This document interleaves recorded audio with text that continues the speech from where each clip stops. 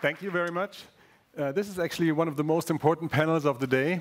And the reason is these guys are deciding about the future, because they're going to be deciding which ventures will get funded and which will not get funded, and this will actually decide our future in healthcare. Investing in healthcare is much more difficult than investing in other fields, I would argue. And this is because although many of the products that we can invest in will be patent protected in the end, it takes a long time to do the research. We heard this morning in the biotech session. We don't really have a minimum viable products in healthcare. Imagine, a bug can be deadly, and therefore development time is longer, it's more costly. Nevertheless, we have now different approaches with the advent of the B2C funds, also into healthcare. Different approaches, and I have four very different participants here who will look at it from different aspects. And we'll start with a short introduction round. We'll start with Anula, and I'll say a couple of things about Anula. The men will do this about them for themselves. But the special thing about Anula and me is we like the same countries. She's born in Sri Lanka, which I love. She lives on the West Coast, which is great. She has spent some time of her life in Munich, which is the best place on earth. And maybe the second best place, because the other place that we both love is Bhutan. And so you have a great taste in countries.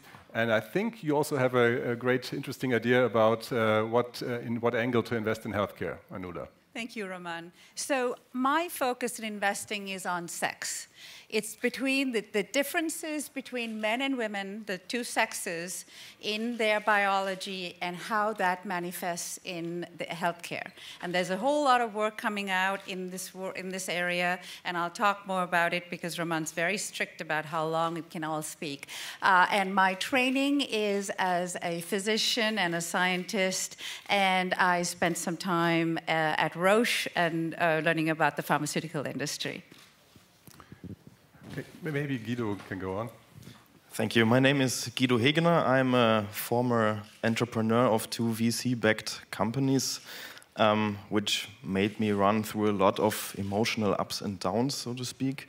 Nowadays, I might be responsible for putting other people through these emotional ups and downs, as I changed to an investment firm called XLHEALTH, which is a venture capital fund from Berlin specialized in digital health startups.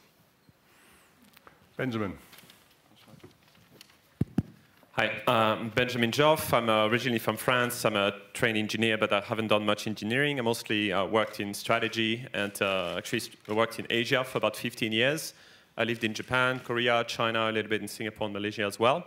And now I'm a partner at Hacks. We are a very early stage investor. We basically first money into hardware startups. We're an accelerator. We're based in Shenzhen, China, which is where I spend about half my time. And we bring startups from around the world, about half of them from the US, to China, so that maybe you heard that 90% of startups die, so we think it's not necessarily, shouldn't be the case. And we want basically to take the downs out of the ups and downs in taking the startups from prototype to market. And we've done 80 investments so far, about half a dozen in health and wellness. Klaus. Hey, my name is Klaus Stoeckeman. I have a PhD, so I was a scientist before I became a venture capitalist, which took me a while in pharmaceutical industry and healthcare industry because I decided to move into venture capital because I'm really interested in innovation and changing healthcare. So we are currently investing out of a fund called Peppermint Biomedical Fund, which shows you a relation to one of the largest hospitals in Europe. And we are focusing on medical devices / connected health. People call it now eHealth, digital health, or mHealth. And the most important thing there is that we really base what we are investing in on evidence. So we call it sometimes serious health, but since we want to have fun on this panel, let's talk about everything. Very good. And Klaus, I should add, is one of the few scientists who has a sense of humor. So that's if for you him. say so. Yes. And Benjamin has told us before that he chose Asia because of all the coconut trees that were growing there in his imagination, but he wasn't really too close to those coconut trees in his career there. I started in Japan, not many coconuts there. And then Beijing is not known for coconuts either. But now I'm getting closer. I'm in Shenzhen, which is right next to Hong Kong. It's in the tropics. Finally, so the coconuts are... You're getting there. Yes. Guido, let's make the round now starting from you again. Explain a little bit about why is your model, and you all stand for different models in investing in healthcare. You obviously chose your model for some reason. Why is it better than the others, or is one of the other models actually better than yours and you would like to switch sides? Well, I don't know if our investing model is better than the others, because it's also like if you would think about the lean startup methodology, it's an hypothesis we are running on that B2C applications will revolutionize healthcare and lead to human-centric healthcare. But so far, in the last 2 years, we've seen some success in the development of our portfolio companies, and only one quick example is that My Sugar, a diabetes management app developer from Austria, got funded this year by a big pharma company, Roche, so a major leap from pharma into the digital space in health, and as well won a huge media budget on a pitch competition on a big conference in Berlin recently. So we are very happy that we bet on the right horse, so to say. The special thing about your fund, obviously, is where your funds came from. Maybe you want to expand a little bit on that, because I think it is, one would not be able to understand XLHEALTH if one didn't know that. Yeah, it's a little bit, let's say, unusual structure, as the capital that we invest in currently comes from a private investor who built a very big software vendor. It's one of the, let's say, German hidden champions, a CompuGroup Medical. He is currently still the CEO of the company and probably going to continue on this position. The company is listed in the Tech DAX, and obviously it allows us to build a lot of synergies between the customer network and the infrastructure of CGM and our own startups. Very good, thank you. Anula, we see when drugs come to market, we see now that we slice and dice the population. We look at men, women, we look at kids, grown-ups, old people. You slice and dice as well. How do you do that? Yeah, so the big insight is that women are not small men, and you'd think that that was obvious. Let me give you the genetic relatedness. So commonly we think that we are 99.9% related to one another. Actually, men and women are only 98.3% related, the same degree of relatedness to chimps between humans. This is a true fact. So the fact that for all this time we didn't understand that there would be biological differences is astounding, especially in this era of precision medicine. One of the early steps should be one's sex. Yeah. So this is also, as 51% of the population, this is an enormous, untapped, unrecognized opportunity, and therefore I know that my business model is the best. That's very good. Benjamin. So our approach, as I said, we actually only focus on connected devices, and the medical and wellness category has emerged in the past, I'd say, 12 to 18 months as one very interesting one. We see about 1,000 startups a year, and we pick 30 to invest in out of those. In the last program, out of the 15 we had 3 medical device companies.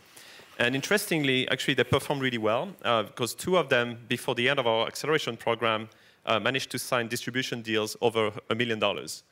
Which is unheard of across all the other acceleration programs we run.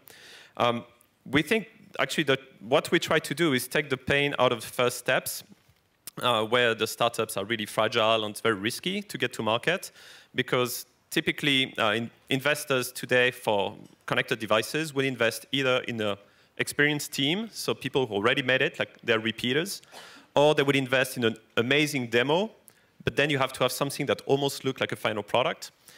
And then they would invest in growth once you're already on the market and selling. So that means that there's massive gaps during which nobody wants to invest, or very few. So between the moment you have kind of the early prototype and the final prototype, very few people want to touch it.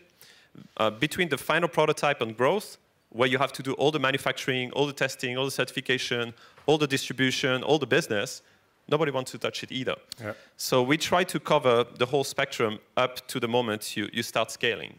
That's our model. Klaus, I would argue that you are the most conservative of these people here. Oh, so I don't know whether that's true. I mean, but to make long development times, to make a bit fun about the story. No, I think I don't know whether the business model here of us are so much different. I mean, our goal is to really bring new technologies into the medical universe, and at the end of the day, cure diseases or improve diagnostic for all of us. So that's our main driver here. And of course, we want to make money. That's nice to make money while you do this interesting stuff.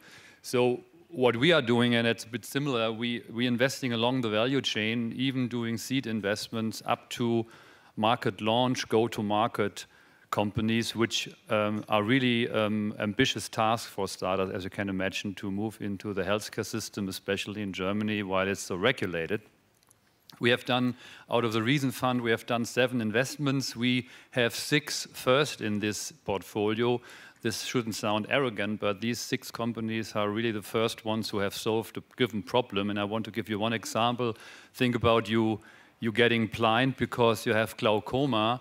As you probably know, you want to know how your eye pressure is. And these days, you go to the office, practice once per quarter, and find out what the pressure is. And we have a company has developed a sensor which is placed into the eye and is wireless, transmitting the eye pressure data to your smartphone, while you then can see whether your therapy is accurate adjusted. What it means is, at the end of the day, it will avoid that you're getting blind because you are not knowing exactly what's going on in your eye pressure. And these are the kind of projects we are interested in. They should be disruptive on the one hand, but we are not naive, and we actually checking out very early whether these things can get reimbursed. And I think we will come to this question, which for startups sometimes they try to avoid that until the last minute to find out who is going to pay for it. And it's also very naive to think that the customer or the patient is going to pay for everything, especially while you are in Germany. Yeah. Before we come to this who's going to pay for it question, which itself probably fill a panel session, let's go back to Benjamin and the others. And maybe you could also tell us maybe one investment case, one that pretty much explains how you're doing things, and also where you're thinking this will lead you in the future. Do you want to start with this, Benjamin?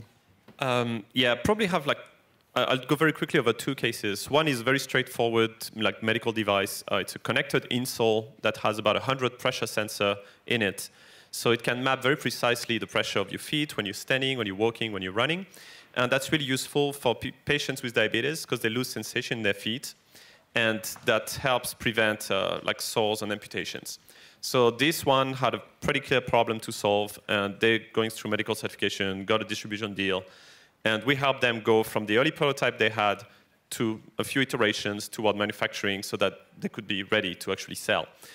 This one was pretty straightforward. What we helped them with is get to market, but also rethink the strategy so that they would expand into other areas like sports. This one's pretty straightforward. We had another one. And this other case is more common as research coming from university. It's a team that created a new sensor that could basically get your entire EKG, so your heart rate, like the entire waveform, just by being like in proximity or sitting on it. It's a very thin sensor. And initially, they thought about what kind of problem they could solve. And they thought about sleep tracking, but the sleep tracking market wasn't so promising. So we worked with them to refine the strategy. And eventually, they went into sedentary health tracking. They did a very first simple device, which is a smart cushion that basically tracks your heart waveform, your breathing pattern, your stress level. And that's really useful because a lot of people are sitting all day rather than exercising. Like the activity trackers really cover maybe 3 hours of your day. You're sitting probably about 10. And that helped to rethink the strategy, and they go to market and then get into the B2B businesses, embedding into chairs, furniture, and things. And the next step is probably finding a way to get this like reimbursed in some way. Yeah, thank you. Yeah. Anula. We invest early. And we cover a spectrum from medical devices to diagnostics, digital health, and some commercial direct-to-consumer products. Let me give you 2 quick examples. One is a smart and reduced noise breast pump. There has been almost no innovation for the last 8 years in breast pump technology. This is a portable, quiet, and connected breast pump. And the other one I'd like to mention is an early detection device for ovarian cancer, which is a holy grail. And that device also has some applications in tubal infertility. Thank you. Guido. We are mostly interested in software products that are B2C usable, so mostly web services and mobile apps. One quick example, again, My Sugar from Austria offers a product direct to consumers that allows them to manage their diabetes a little bit better. You can track your blood sugar measurements, your insulin injections, how you slept, how you feel, if you're stressed out or not, all kinds of different things. And from time to time, you also get reminded by notifications to take better care of yourself, to measure more often, and so on and so forth. So right now, the business model is based on consumers paying for this app, which they also happily do. But I think in the future, the breakthrough for the whole business model will come in data exchange with doctors, in creating interoperability with the established healthcare system, and then on this connection, basing more validated business models. You could say over time, diabetics that use My Sugar have better measurements than the ones who don't use it, so this is something of value for the healthcare system. We have now spent half the time on our panel here without once saying disruption or disrupted, which is very strange because usually you cannot find an internet investors panel that can stay for 2 minutes without saying that. So my question to you is this because you are all very deep down into it and know how difficult it is? I do know that there's big B2C funds that are willing to bet on the new Uber for healthcare. Are you going to be part of this? Is it going to happen? What's your view on this as established investors in healthcare? Klaus. I mean, the point is, if we would ask the audience how much each of you are paying for your health apps you might have on your iPhone on a regular basis, I would be most likely be very sad. Let's make a show of hands. Who is using health apps? Who is using health apps? Come on, okay. Everybody. Not very many, by the way. Okay, who is paying for it? Yeah, and who's paying for it? Yeah, okay. Yeah, sorry, once or as a subscription? Hands down. Once okay, only. so who's paying a subscription model? Nobody's subscription model. So that's a problem. And coming back to your point, Spotify in healthcare, I'm waiting for. If you table that to me today, I'm going to invest.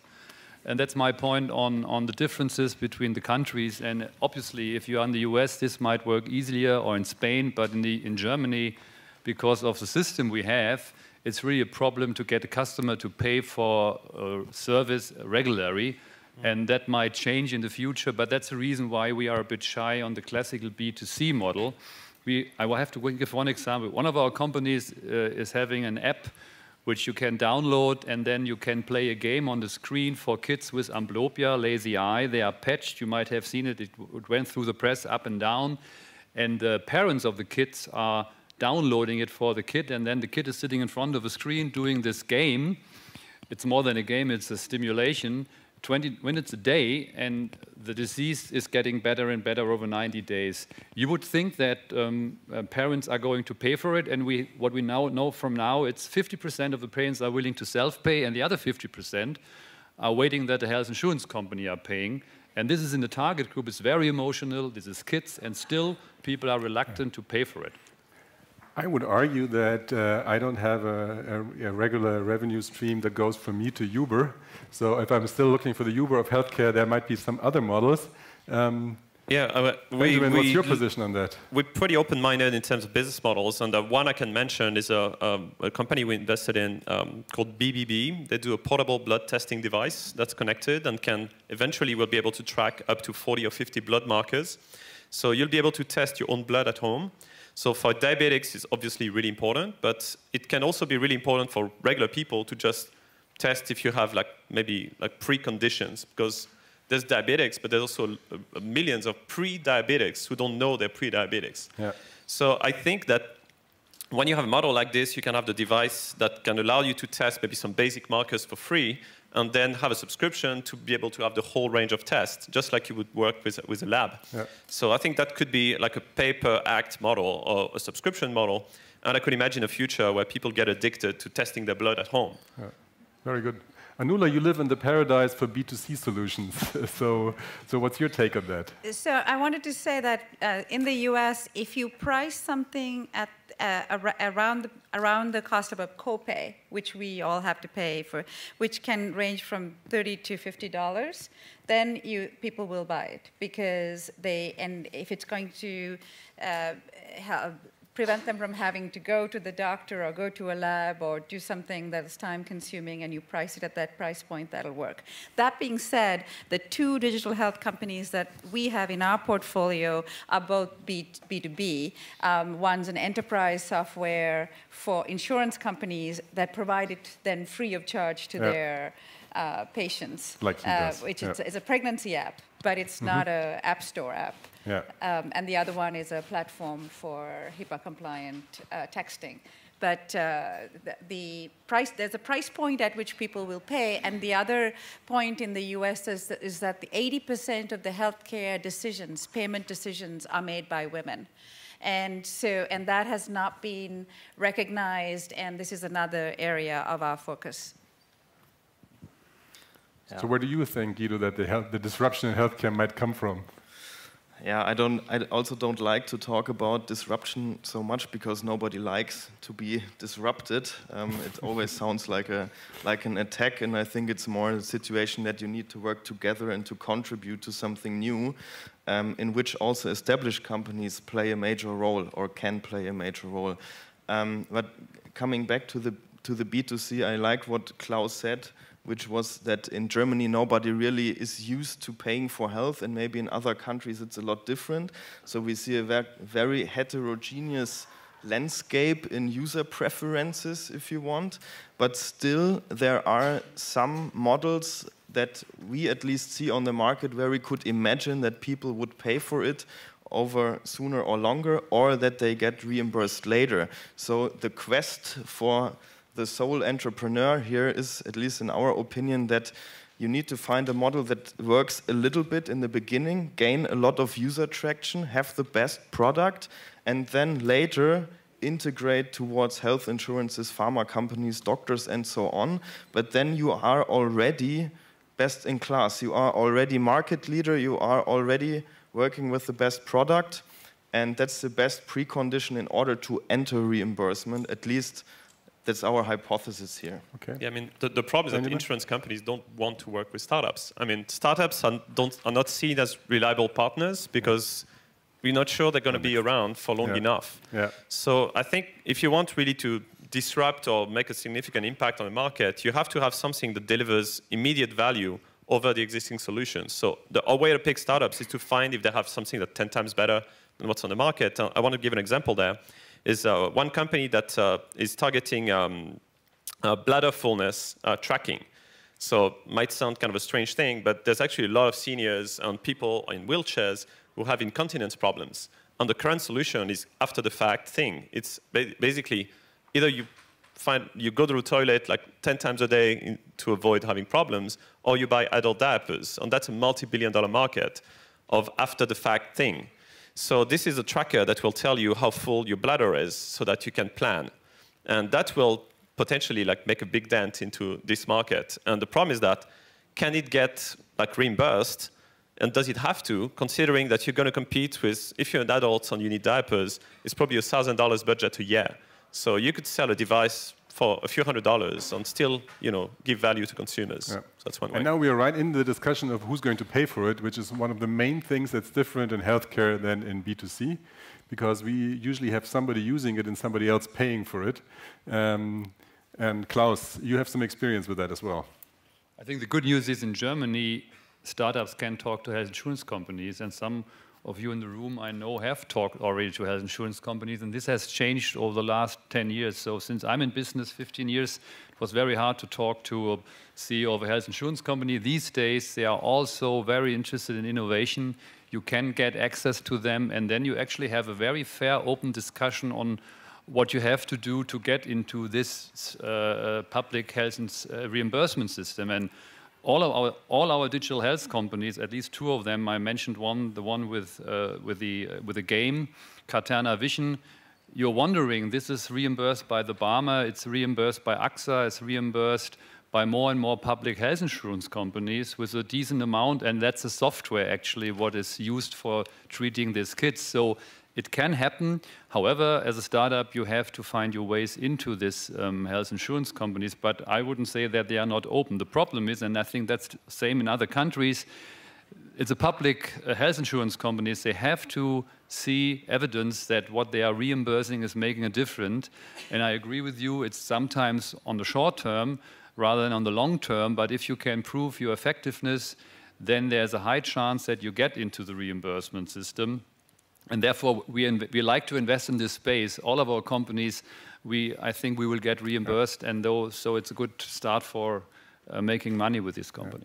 Yeah. Anula, you wanted to comment on that. So, I wanted to say that in the women, at least in the US, use the internet 4 times as much as men in searching for healthcare information. And so something that has evolved is that direct-to-consumer marketing online works pretty well for women. It's brought down the barriers.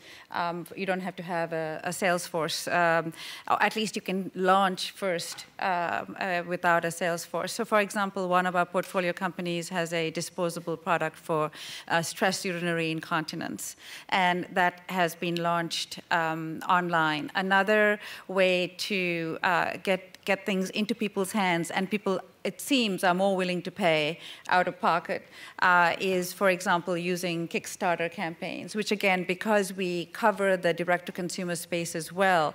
So we have one device that is interrupts children's sleep and prevents, you think that would be a bad thing, but it's actually a good thing when they have night terrors. And that is also has gone out through a Kickstarter campaign, and people are willing to pay for it. Benjamin, you also have some experience with Kickstarter, right? Yeah, Kickstarter, we know a thing or two about that because we did about 36 campaigns so far. We had 3 campaigns over $1 million. And the problem with Kickstarter is that they don't actually allow medical devices.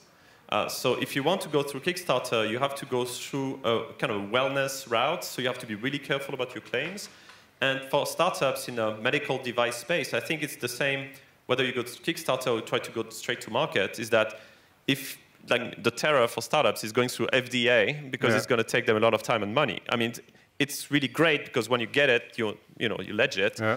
But until you get there, how do you make money? Like, okay, you can talk to insurance companies. Like, are they going to pay something until you get FDA approval? That's the crux of healthcare. It's unlikely. So the idea is that if you can get to market fast with a device that actually provides some benefits without having necessarily all the testing, all the medical testing and the patient testing done, but already shows that it works really quickly, you can actually get started. Yeah. So we had a number of companies start this way. But I think we're mixing things up here. One is the regulation, safety. You have to medical device approval in Europe or in the US, and we are all happy that we do have this regulation, by the way.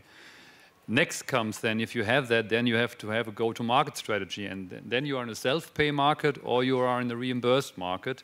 So I think we have to make that clear. Absolutely. As soon as you have registration in the US, you can try to market the stuff how you want. If people buy for it, pay for it, it's great. If not, you have to convince payer that they are going to reimburse you. But first comes this. I mean, that's important here because between funny and serious health, having an app which is doing nothing, which needs not to be a medical device, is of course much easier to launch than to launch an app which is under the medical device regime to be certified, as for example my sugar is.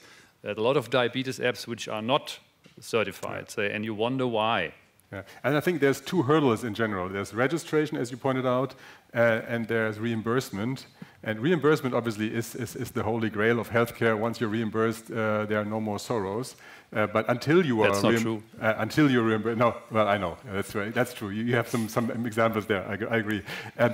In general, as always, registration would be great to have, but you need to get there. And I've seen also some companies that we worked with, I've seen basically go to the B2C market with kind of a proof of concept idea, proof of general patient interest idea, and then try to get reimbursement on the back of that. That is, you want to comment on that, Guido? No, that's exactly right. I like those comments, yeah. There's another, if we're all in agreement on this is boring, we have to move to something else. We have a couple of minutes left only. My last question round to you would be geographies. We touched on that. You know, here in Germany, we say, the German healthcare system is so complicated. You know, the paradise is in the US. You know, they pay for everything. Or you know, you move with your hardware. You move to China. It is so cheap there. How do you work with geographies in this? Is this becoming a global marketplace, or is healthcare still, as it was in the past 10 years, still a pretty local place because reimbursement and regulations are local? Okay, I can take a bit this one. So, out of the 80 startups we invested in, we have about half from US, about a quarter from Europe, and a quarter from Asia. And in terms of like wellness and medical devices, I think the challenges are, of course, related to local regulation, but also to local distribution. It's very difficult to build your own distribution network. Generally, you will work with a distributor who's already well implanted and has all the relationships to like hospitals, doctors, or like pharmacies or whatever. So you have to go step by step. Like the blood device company, blood testing device company, for instance, it's a company from Korea. And the first deal they did was with a Korean distributor, and then they did a deal with a Hong Kong distributor. And the next step is to do US and China. And they're working on the certifications to getting all this. So that's, you have to go tactically about like around the markets you are familiar with, or you have easy entry. And not the smart insole, it's a French company called FitMe. And the first deal they got was for Europe, based in France.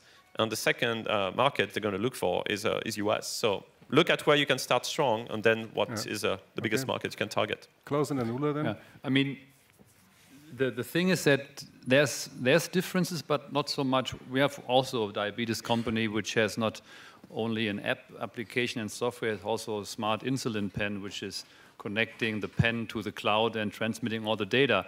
It's a longer story, but this system is reimbursed in Germany, and while we are now talking to payers in the US for our US entry, we discovered the same questions, by the way.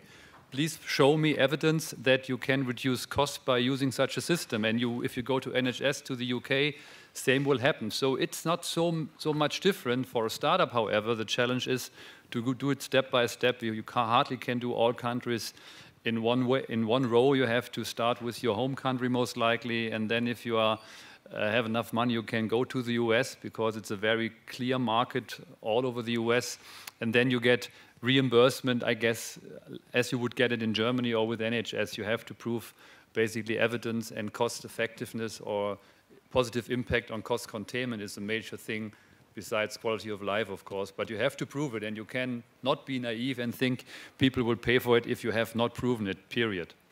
Anula. All 8 of our current portfolio companies are based in California. I know, pretty insular. However, one of them, the ovarian cancer device, is now in a partnership with Japan as the first place outside of the US. And another company that's point-of-care testing, lab testing, has just received investment from an Indian partner who wants to roll it out in India. So one of the things we're looking at is actually rolling it out first in India, where the regulations are lower and the need is much greater, and then using those data, the FDA will allow limited filings with data from outside of the US. So that is a strategy we're looking at. Very good. Our time is almost over. Last round, one statement each, one wish for the future. Continue to invest in great entrepreneurs in digital health and thereby establishing human-centric healthcare for everybody. For me, it is the acceleration of the transformation of medicine that is being done at the grassroots by women, but is not being recognized, and to facilitate this and transform healthcare so that it's better for both men and women by looking at the differences between the two. Thanks. Yeah, I think we have already lots of innovation happening, and the challenge is really getting that to market. So I think there's really a role to play by big companies like insurance, of course, but also by governments to basically support innovators to get to market. Let's focus on things which really make a difference to all of us. Well, thanks very much to a great panel. I think you gave us a great view into the investment in healthcare scene.